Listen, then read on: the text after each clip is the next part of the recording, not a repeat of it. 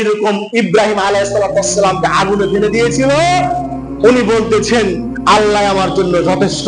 আগুনে পুড়ে যাচ্ছে, তাও বলছে আল্লাহ আমার জন্য যথেষ্ট। ইউসুফ নবী কুয়ার মধ্যে পড়ে আছে, কুয়া থেকে উঠার কোনো পথ নাই, বলছে আল্লাহ আমার জন্য যথেষ্ট। ইউনূস নবী পানির ভিতরে মাছের পেটে, বলছে আল্লাহ আমার জন্য যথেষ্ট।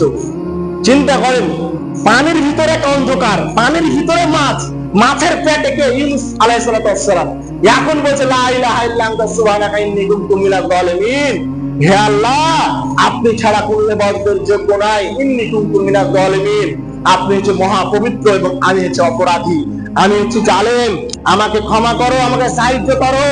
আল্লাহ সুবহানাহু ওয়া তাআলা মাছের পেটের থেকে, পানির এক অন্ধকার, মাছের পেটে আর এক অন্ধকার, এরপর তাকে বাঁচিয়ে দিলেন। সেই পেট থেকে, মাছের পেট থেকে বের হয়ে গেল। কিসের জন্য? আল্লাহর উপর, আল্লাহর উপর ভরসা করেছে। তাহলে আগুন থেকে, পুরা থেকে বেঁচে গেল আল্লাহকে ভরসা করার জন্য। ইউনূস আলাইহিস সালাম মাছের পেট থেকে বেঁচে গেল আল্লাহকে ভরসা করার জন্য। ইউসুফ আলাইহিস সালাম ভরসা, আল্লাহকে ভরসা করার জন্য কুয়া থেকে বেঁচে গেল। তাহলে তারা যদি বাঁচতে পারে, আমি আপনি কেন বাঁচবো না? আমি আপনি কেন বিপদ থেকে উদ্ধার হবো না?